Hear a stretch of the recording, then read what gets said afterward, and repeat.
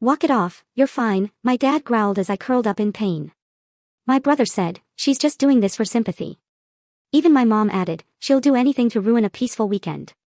But when I lost consciousness and the paramedic ran a scan, she turned to them and said, you better call a lawyer, because the MRI showed. They said I fell down the stairs. Just another one of clumsy Olivia's accidents, they chirped.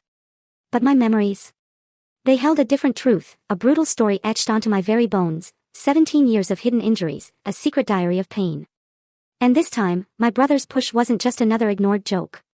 This time, there was a video. This time, the doctors called the police. This time, I didn't get back up, and the lies. They came crashing down with me. You know that perfect lake house, the one right out of a magazine, all warm wooden beams and sun-drenched windows. That's where the story really begins. From the outside, it screamed perfect family getaway. Inside, I was 17, trying to disappear into the corner of the living room couch, while the rest of my extended family filled the air with loud chatter and laughter. Olivia, stop sulking, my mom, Jennifer, called out, not even bothering to look my way. Come help set the table. I stood up slowly, eyes on the floor. I'd learned the drill, survive family gatherings by being quiet, helpful, and, most importantly, staying miles away from Tyler. My 19-year-old brother was holding court by the fireplace, telling some college fraternity story that had our uncles roaring.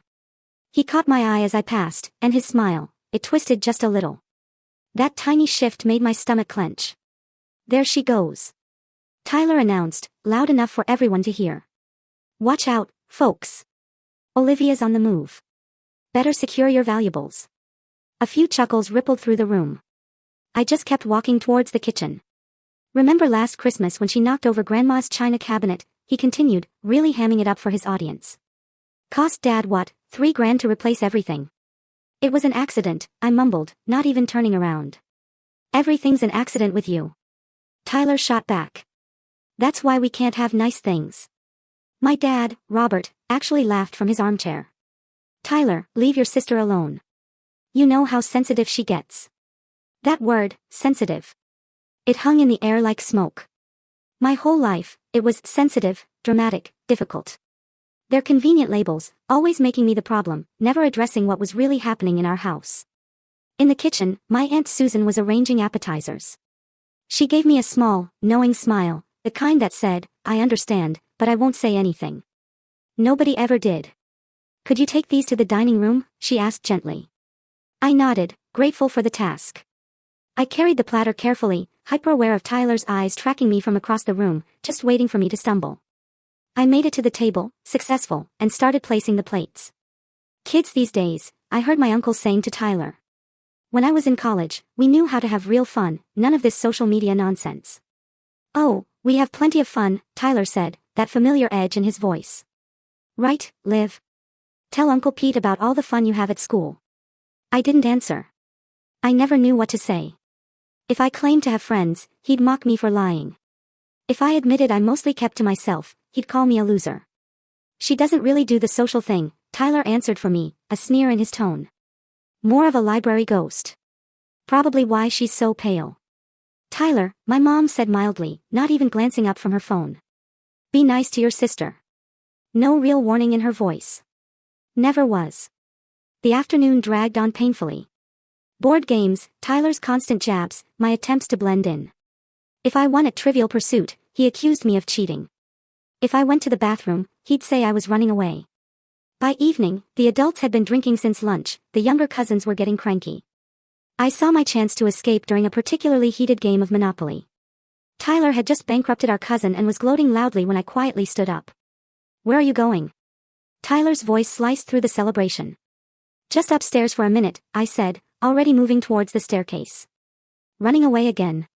Typical Olivia, can't handle a little competition. He was on his feet now, following.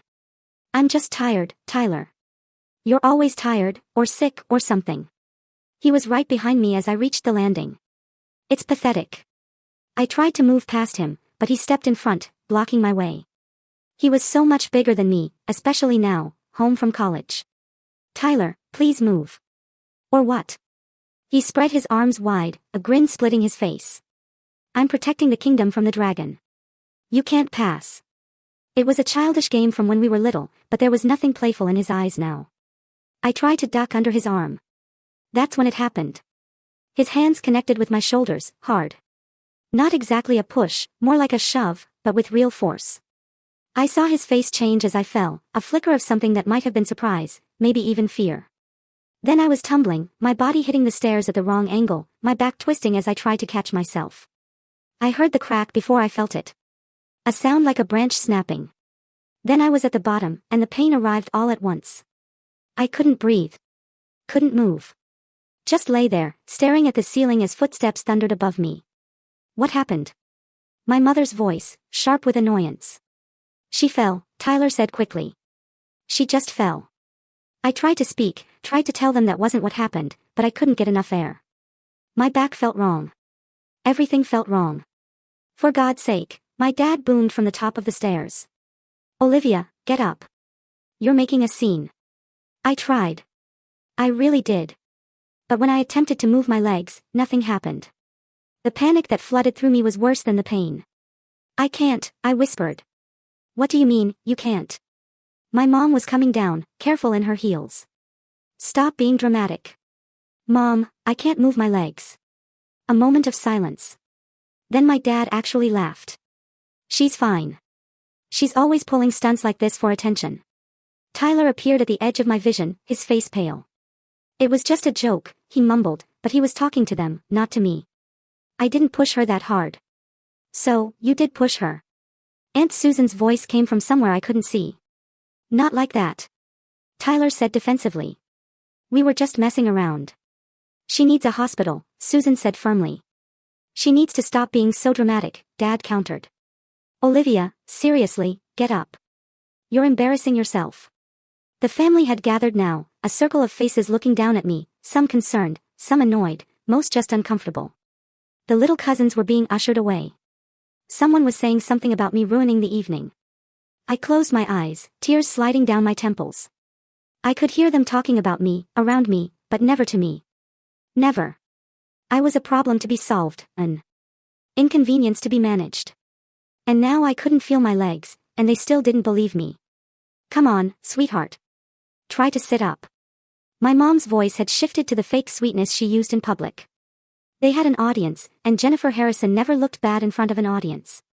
I tried again, using my arms, but the movement sent lightning through my spine. I screamed, couldn't help it, and fell back. Jesus Christ, my dad muttered. Tyler, help your sister up. Tyler moved forward, reluctantly, reaching for my arms. Come on, Liv. Stop being weird. Don't touch me. The words came out louder than I intended. Tyler jerked back like I'd slapped him. I was trying to help, he said, his voice rising. It was just a joke, okay?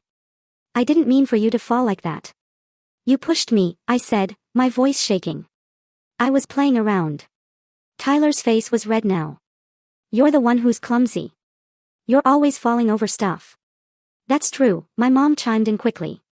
Remember when she fell off her bike last summer? And that time at school when she tripped in the cafeteria? I wanted to scream that those weren't accidents either. That Tyler had loosened my bike chain, that he'd tripped me.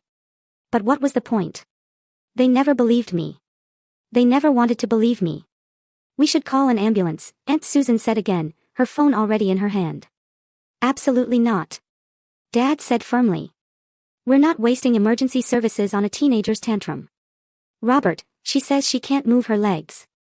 Susan argued. She's lying, he said flatly. Or exaggerating. She always does this. Time passed strangely after that. I lay on the floor while my family debated above me.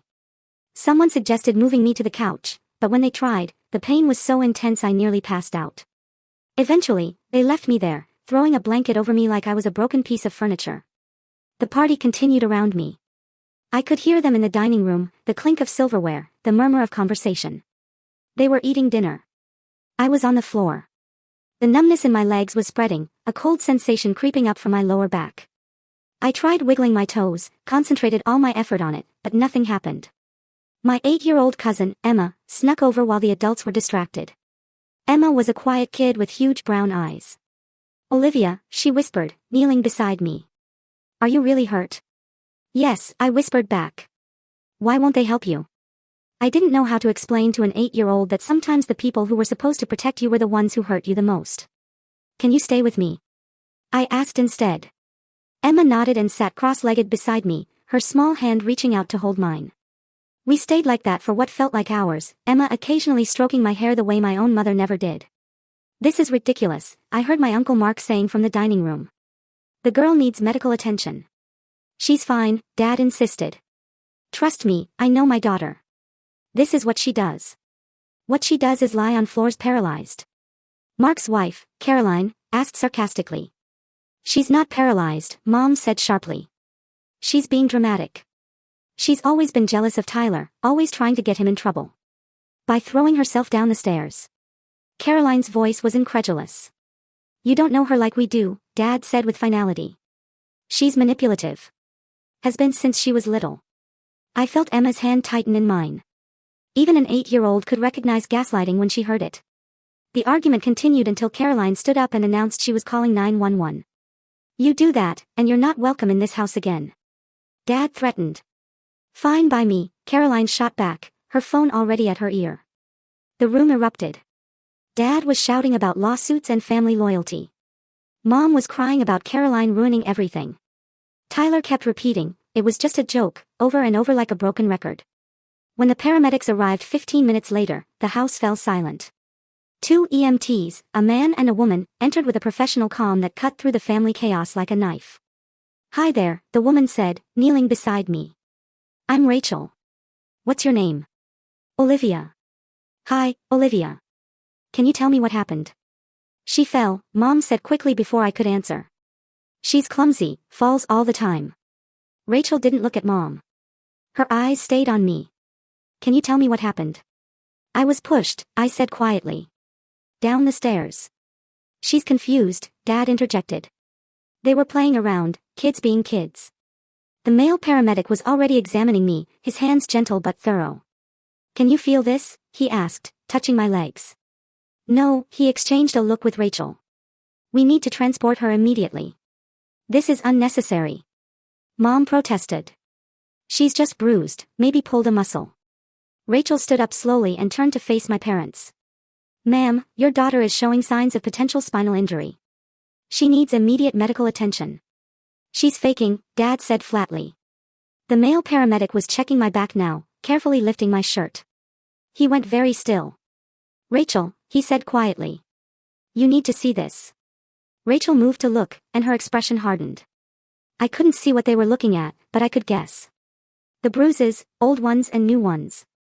The map of Tyler's jokes written on my skin. We're transporting now, Rachel said, her voice colder. And we'll need someone to come with us to answer some questions. I'll come, Mom said quickly, grabbing her purse. Rachel looked at her for a long moment. Actually, we'll need both parents. Hospital policy. As they loaded me onto the stretcher, I heard Rachel speaking quietly into her radio. Most of it was medical jargon I didn't understand, but I caught the last part clearly, requesting police presence at the hospital. Possible child abuse situation. Tyler's face appeared above me as they wheeled me towards the ambulance. He looked scared now. Really scared. Liv, he whispered urgently.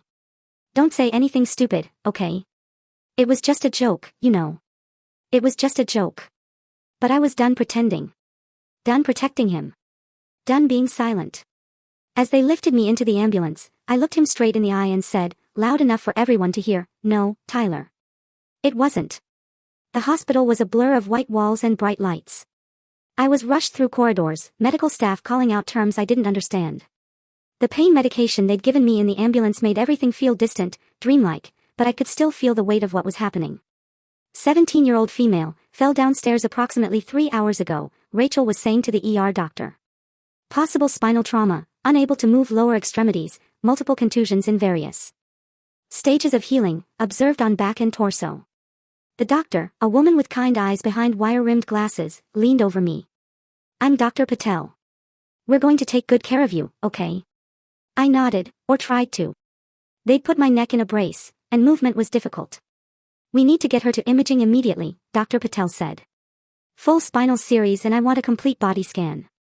My parents, I whispered. They're here, a nurse said gently. They're in the waiting room. As they wheeled me toward the MRI suite, I could hear my mother's voice echoing down the hallway. This is ridiculous. She's fine. This is all a misunderstanding. The MRI room was cold and sterile. The technician, a young man named James, explained everything he was doing. This is going to be loud, he said kindly. Like really loud construction noise. But I'll be right here the whole time, and you can talk to me through the intercom if you need anything. A nurse stayed with me, holding my hand as they slid me into the machine. Her touch was gentle, maternal in a way my own mother's had never been. You're very brave, she whispered just before the machine started. The MRI seemed to last forever, the banging and clicking reverberating through my bones. I closed my eyes and tried to think of anything else, but my mind kept returning to Tyler's face, to that moment of surprise when I'd fallen. Like even he hadn't expected it to go that far. When it was over, James helped transfer me to a regular hospital bed. His face was carefully neutral, but I saw him exchange a look with a nurse. The doctor will be in to talk to you soon, he said, but something in his voice had changed. Alone in the room for the first time, I could hear my parents in the hallway. My mother was demanding to speak to the doctor privately. I need to know what she's telling people, Jennifer was saying. She has a tendency to exaggerate. Ma'am, your daughter has a serious injury, someone responded. She's always been clumsy, my father's voice joined in. This is probably costing thousands of dollars for nothing. My phone buzzed on the bedside table. The nurse had salvaged it from my pocket. I looked at the screen, and my stomach clenched. A text from Tyler. Don't say anything stupid. It was a joke. You know how mom and dad get. Don't make this worse than it is. Then another. I'm sorry, okay? I didn't mean for you to get hurt. And another. If you tell them I did it on purpose, you'll destroy our family. I was still staring at the messages when Dr. Patel returned. And this time, she wasn't alone. The technician was with her, and they both looked grave. Olivia, Dr. Patel said, pulling a chair up beside the bed. I need to talk to you about what we found. Am I paralyzed? The word came out as barely a whisper. No, Dr. Patel said quickly. The good news is that while you have a compression fracture in your L3 vertebrae, your spinal cord is intact. With treatment and physical therapy, you should regain full mobility. I felt relief flood through me, but the doctor's expression didn't change. However, Dr. Patel continued, the MRI showed something else, something concerning. She pulled up images on a tablet, showing them to me. They looked like ghostly white pictures of bones. These are your ribs, she said, pointing. This fracture here is fresh, from today. But these, she pointed to several other areas. These are older, different stages of healing. This one is maybe 2 months old. This one, perhaps 6 months. I stared at the images. Evidence. Finally, evidence that I wasn't crazy, wasn't dramatic, wasn't making things up.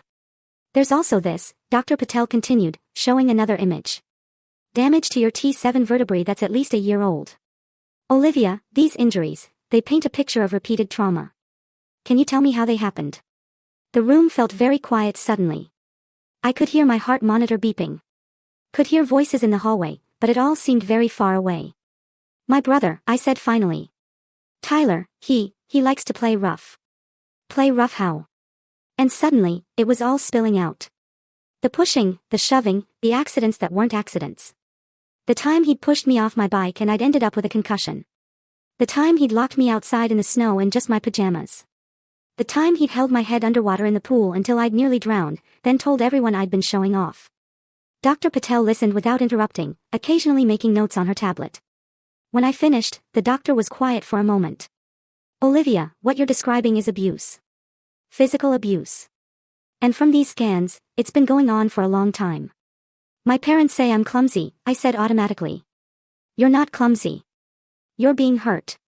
And from what I'm seeing here, you've been being hurt for years. There was a knock on the door, and a nurse poked her head in. Doctor, the parents are insisting on seeing their daughter. Not yet, Dr. Patel said firmly. I need to make some calls first. She turned back to me. I've asked hospital security to contact the police. Someone needs to document this properly. Is that okay?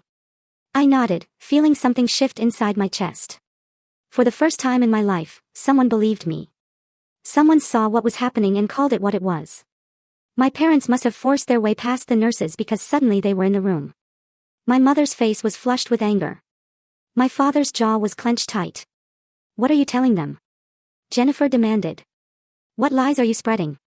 Mrs. Harrison, Dr. Patel said, standing up. I'm going to have to ask you to leave. She's my daughter. I have every right to be here. Your daughter is 17 and has disclosed abuse. Hospital policy requires abuse. Robert's voice was dangerous. She fell down the stairs. If she's saying anything else, she's lying. The medical evidence suggests otherwise, Dr. Patel said calmly. Medical evidence? Jennifer laughed, but it sounded hysterical. She's clumsy. She's always been clumsy. Tell them, Olivia, tell them about all your accidents. But before I could respond, 2 hospital security guards appeared in the doorway along with a police officer. Mr. and Mrs. Harrison, the officer said. I'm Officer Thompson.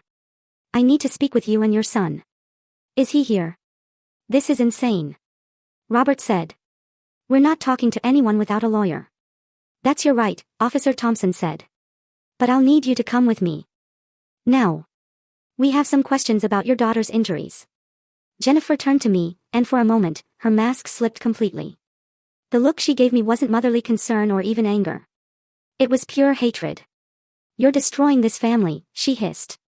No, I said, finding my voice at last. Tyler did that. And you let him.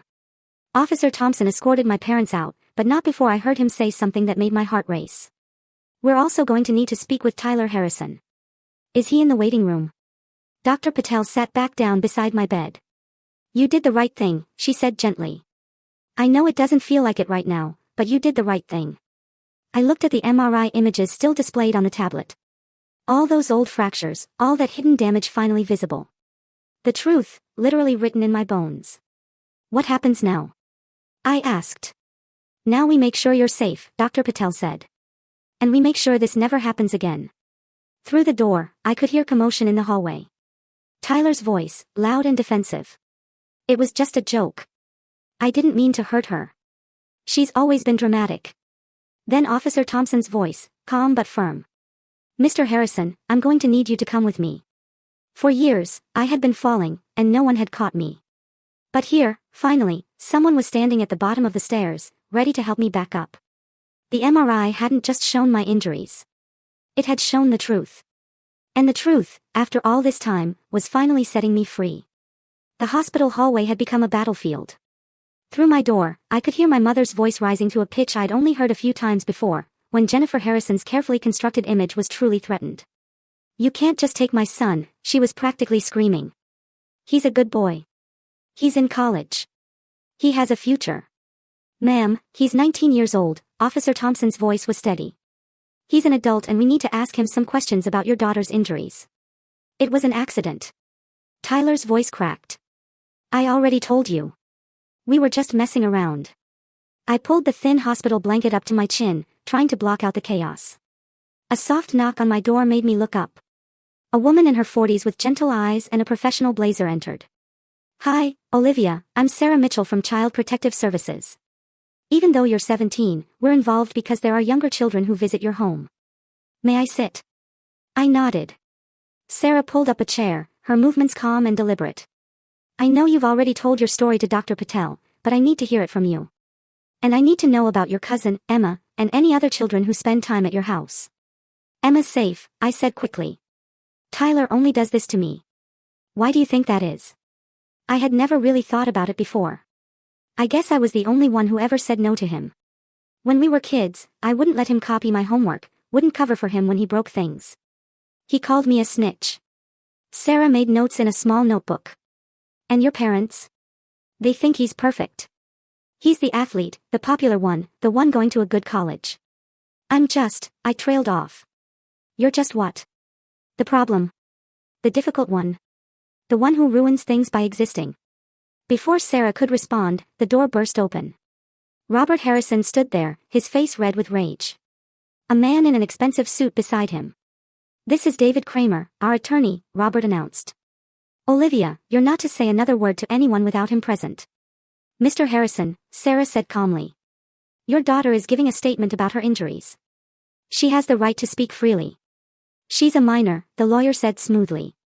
And as her parents, my clients have the right to be present for any questioning. Actually, Dr. Patel appeared in the doorway.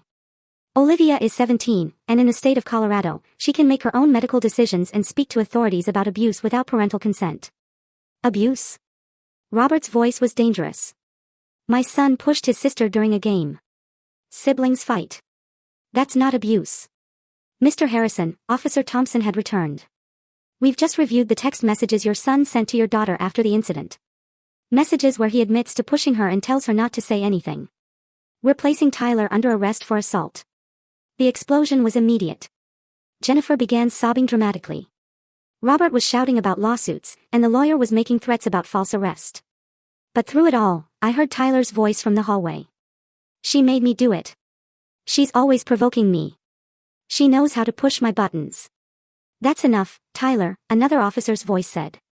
You have the right to remain silent. The words faded as they led him away. Jennifer rushed after them, her heels clicking on the hospital floor. Robert lingered, staring at me with an expression I'd never seen before. You've destroyed everything, he said quietly. Your brother's future, our family's reputation, everything we've built. For what? For the truth, I said, surprised by the steadiness in my voice. He left without another word. Sarah stayed with me for another hour, asking careful questions about the home environment, about patterns of behavior, about the times I tried to tell someone and been dismissed. When she finally left, she squeezed my hand. You're very brave, she said. And you're not alone anymore. That evening, Aunt Susan snuck into my room after visiting hours, looking around nervously. I had to use my hospital volunteer badge to get in, she admitted, sitting on the edge of my bed. Your parents have you on a no-visitor list, except for them and their lawyer. Why are you here? I asked, genuinely curious. Susan had always been kind, but never intervened before. Because I should have done this years ago. Susan's eyes filled with tears. I knew something was wrong. The bruises you always had, the way you flinched when Tyler came near you, the way your parents always dismissed your injuries. I knew, and I said nothing because I didn't want to cause drama in the family.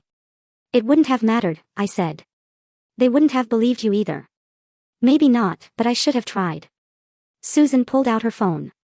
I've been taking pictures at family gatherings for years. Going through them last night, I found something. She showed me the screen. It was a photo from last summer's 4th of July party. In the background, barely visible, Tyler had his hand on my arm, gripping hard enough that even in the blurry picture, you could see my wince. There are more, Susan said. Christmas 2 years ago, there's one where you have a black eye that your mom said was from walking into a door. Your cousin's birthday party where you're wearing long sleeves in 90-degree weather. I'm giving these to the police. They'll never forgive you, I warned. Good, Susan said firmly. I don't want their forgiveness. The next morning brought a new complication. Jennifer arrived with a different strategy. Tears streaming down her perfectly made-up face. Sweetheart, she said, reaching for my hand. I pulled away. I know you're confused and hurt. The medication they have you on, it can make you remember things differently. The MRI doesn't lie, Mom. Jennifer's expression flickered. Those old injuries, they were from your clumsiness. Remember when you fell off your bike? When you tripped at school? Tyler loosened my bike chain. He tripped me at school. You can't prove that, Jennifer said, and there was something triumphant in her voice. It's your word against his. And sweetheart, who do you think people will believe? The star athlete with a bright future, or the troubled girl who's been in therapy for anxiety and depression? My heart sank. I had been in therapy, briefly, until my parents decided it was making me worse and pulled me out. The medical evidence, I started. Shows injuries that could have come from anywhere, Jennifer interrupted. Our lawyer says without proof that Tyler caused them intentionally, it's just unfortunate accidents. She leaned closer, and I could smell her expensive perfume. Come home, Jennifer whispered. Tell them you were confused, that it was an accident. Tyler will apologize. We'll get you the best physical therapy, and everything can go back to normal. Normal. I couldn't help but laugh. Normal was being afraid in my own home. Normal was being called clumsy and dramatic when I was being hurt. Normal was you choosing him over me every single time. Jennifer stood up, smoothing her skirt. You have until tomorrow to decide. After that, you're on your own. No college fund, no health insurance after you turn 18. Nothing. You'll be just another sad story. Alone and broken. After she left, I lay in the dark, tears sliding down my face. They were right about one thing. It would be my word against theirs. The Harrison family versus the troubled daughter. Then my phone buzzed. It was Emma's mother, Caroline. Check your email, the text said. I opened it to find a video file. It was from the lake house, taken on Caroline's phone. She'd been recording Emma singing, but in the background, clear as day, was the staircase. The video showed Tyler blocking my path, showed him shoving me, showed me falling. Everything. Emma remembered I was recording her, Caroline's next text read. We have proof. The video changed everything. Within hours of Caroline sending it to the police, Tyler's charges were upgraded from simple assault to aggravated assault. The prosecutor, a woman named Amanda Washington with sharp eyes and an even sharper suit, came to see me personally. This video, combined with your medical records and testimony, makes a very strong case, she explained. But I need to be honest with you. Your family has money. They've hired David Kramer, who's very good at what he does. This is going to get ugly. It's already ugly, I said. Amanda smiled slightly.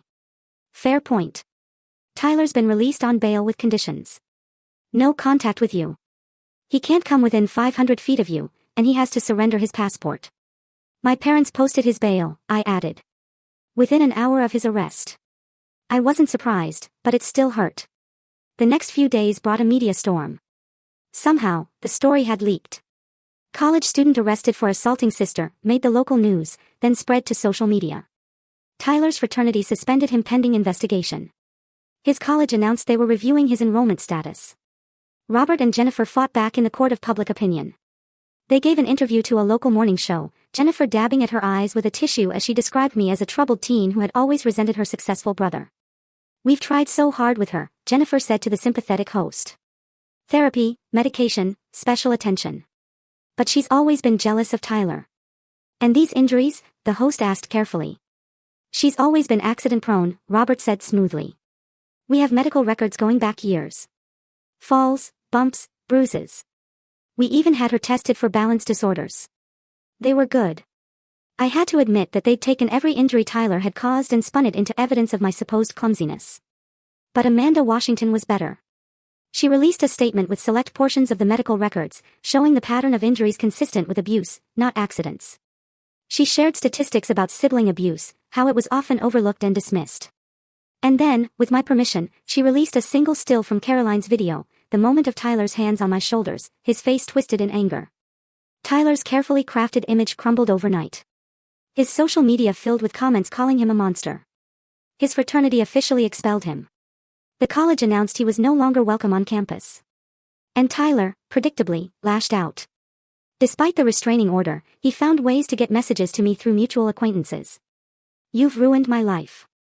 I hope you're happy. This is all your fault. But the most chilling message came through our cousin. She's lying about other things, too. I never heard her before. This was the only time. That's when I made a decision. I started writing. I'd always kept journals, hidden in various places Tyler and my parents couldn't find them. Now, in the hospital, I began transcribing them, typing everything into my phone. Every incident, every injury, every dismissal, every excuse. September 15th, 2 years ago. Tyler pushed me into the pool fully clothed because I wouldn't give him my homework. When I couldn't swim properly in jeans and sneakers, he told Mom I jumped in to get attention. December 23rd, 3 years ago. He locked me in the basement storage room during Christmas dinner. 3 hours in the dark. When Dad finally found me, Tyler said we were playing hide-and-seek and I was too stupid to realize the game was over. March. Broke my ribs wrestling. Mom said it was my fault for not being careful. I had to wrap them myself because they wouldn't take me to the doctor. Pages and pages of evidence, dated and detailed. Sarah Mitchell from CPS read through them with tears in her eyes. This is systematic abuse, she said, and systematic neglect from your parents. The prosecutor added the journals to evidence. The case was building. Meanwhile, I had been moved to the rehabilitation wing of the hospital. My spinal fracture was healing, but I needed intensive physical therapy to regain full mobility in my legs. The first time I stood up, supported by parallel bars, I cried, not from pain, but from relief. You're doing amazing, my physical therapist, Marcus, encouraged me. Most people with your injury take weeks to get this far. I'm motivated, I said through gritted teeth, taking another shaky step. I can see that. Family visiting today? No, I said simply. Marcus didn't push, but I did have visitors. Caroline came every day with Emma, who drew pictures for my room. Susan brought home-cooked meals, ignoring the angry texts from Jennifer calling her a traitor. Even Uncle Mark stopped by, awkwardly admitting he should have stood up to Robert years ago. I was a coward, he said simply. I'm sorry. A reporter from the Denver Post reached out, wanting to do a feature story on sibling abuse. After discussing it with Amanda, I agreed to an interview, with my identity protected. The article, titled The Hidden Epidemic, When Siblings Become Abusers, featured my story prominently. It talked about how sibling abuse was often dismissed as kids being kids, how parents often enabled it by refusing to see one child as capable of seriously hurting another. The response was overwhelming. Hundreds of people reached out with their own stories. I read them late at night, finding comfort in knowing I wasn't alone. But the Harrisons weren't giving up without a fight. David Kramer filed motion after motion. He argued the video was inadmissible because it was taken without Tyler's consent. He claimed my journals were creative writing exercises, not factual accounts. He brought in a medical expert who testified that my injuries could have resulted from a connective tissue disorder that caused easy bruising and fractures. They're trying to gaslight the entire legal system, Amanda told me after a particularly frustrating hearing. But juries aren't stupid. They can see patterns. The trial date was set for 3 months out. Tyler remained free on bail, though his life had effectively imploded. He'd been kicked out of his apartment when his roommates learned about the charges. His girlfriend left him. His summer internship was rescinded. Robert and Jennifer sold their vacation home to pay for his legal defense. Look what you've done to us, Jennifer said during what would be our last confrontation at the hospital. We're selling everything. Your father's reputation is ruined. Tyler can't go back to school. Are you satisfied? I didn't do this, I said quietly. Tyler did this. You did this. Every time you looked away, every time you called me dramatic. Every time you chose him over me, you did this. We gave you everything. Jennifer exploded. You gave me bruises and anxiety and a brother who knew he could hurt me without consequences, I shot back. That's what you gave me. The courtroom was smaller than I'd expected. 3 months had passed since the fall, and I could walk now, though I still used a cane on bad days. Today was a bad day, but I refused to lean on it as I made my way to the witness stand. Tyler sat at the defense table in a suit that couldn't hide how much weight he'd lost. Our parents were behind him, Jennifer clutching Robert's hand like a lifeline. They wouldn't look at me. State your name for the record, the clerk said. Olivia Grace Harrison. Amanda Washington stood up, giving me an encouraging nod. Olivia, can you tell us about your relationship with your brother? For the next 2 hours, I spoke. I talked about the years of abuse, the constant fear, the way my parents had dismissed and diminished my pain. I kept my voice steady, even when describing the worst incidents. David Kramer's cross-examination was brutal. Isn't it true you've been in therapy for depression? He asked. Yes, I replied. Because being abused is depressing. You kept journals, but you never told anyone what was allegedly happening. I told my parents multiple times. They didn't believe me. Or perhaps these incidents didn't happen the way you remember them. The MRI doesn't lie, Mr. Kramer. Neither does the video. He tried everything, suggesting I was jealous of Tyler's success, that I had a pattern of attention-seeking behavior, that my injuries were self-inflicted or accidental. But I had spent 3 months preparing for this with Amanda. I didn't waver. The prosecution's evidence was overwhelming. The video played on a large screen. Tyler's shove was clear and deliberate. Medical experts explained how the pattern of injuries was consistent with long-term abuse. Sarah Mitchell testified about the family dynamics she'd observed. Then came the surprise witness. The prosecution calls Madison Wells. I didn't recognize the name until a young woman took the stand. Then I gasped.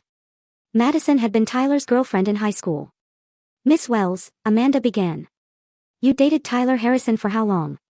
2 years. Junior and senior year. Why did the relationship end? Madison looked directly at Tyler. He pushed me down a flight of stairs. The courtroom erupted.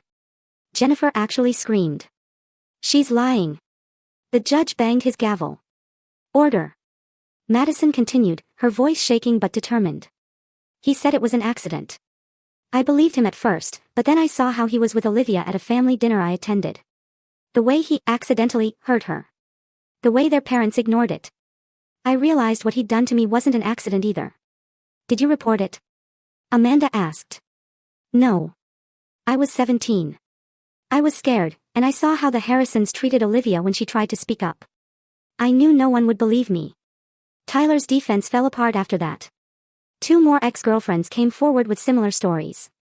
A teammate from high school testified about Tyler's violent temper. The pattern was undeniable. When Tyler took the stand in his own defense, he was a shadow of his former confident self. It was just roughhousing, he insisted. Siblings fight.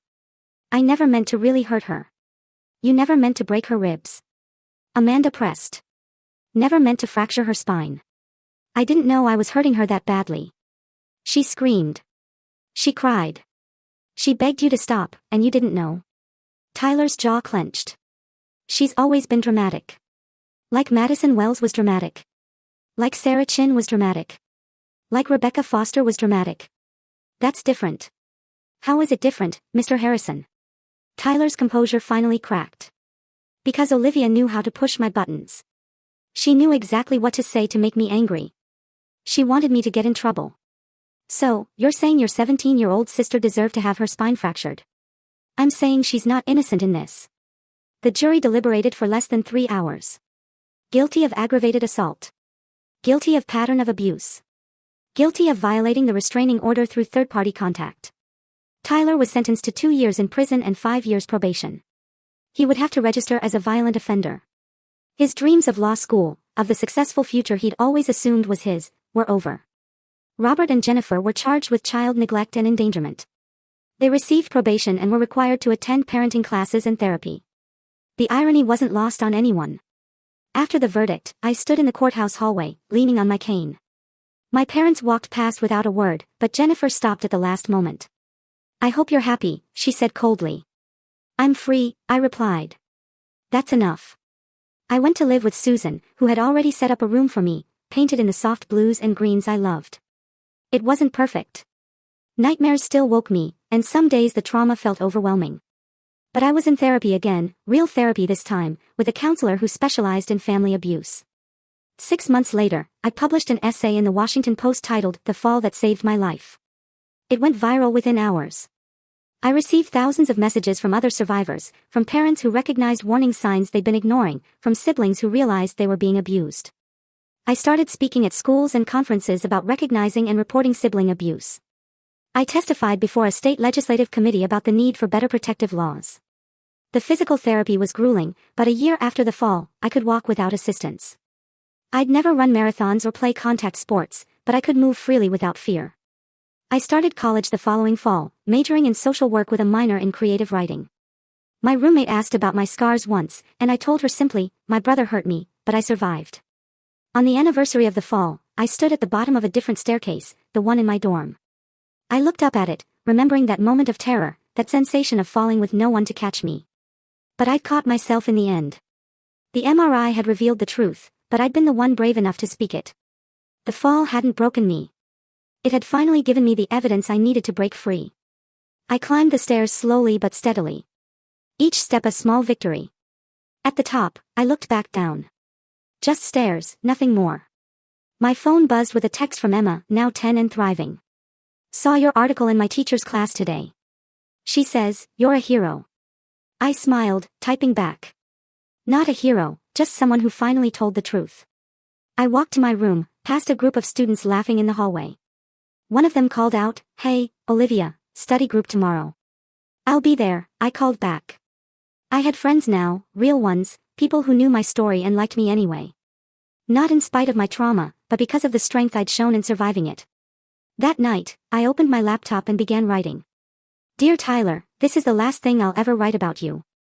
You took 17 years of my life, but you won't get a single day more. I don't forgive you. Forgiveness is mine to give or withhold, and I choose to withhold it. But I don't hate you either. Hate would mean you still have power over me, and you don't. Not anymore. I hope you learn from this. I hope you get help. I hope you never hurt anyone again. But mostly, I hope to never think of you after today. This is goodbye. Your sister, former Olivia. I never sent it. Instead, I deleted it, closed my laptop, and pulled out my chemistry textbook. I had a test tomorrow, a life to live, a future to build. The MRI had shown the fractures in my bones, but it hadn't shown the strength that had always been there, waiting to heal, waiting to rise. And rise I did. Have you ever wondered how many clumsy kids are actually crying for help in plain sight, their truth buried under family secrets and perfect facades? Thanks for watching. Take care. Good luck.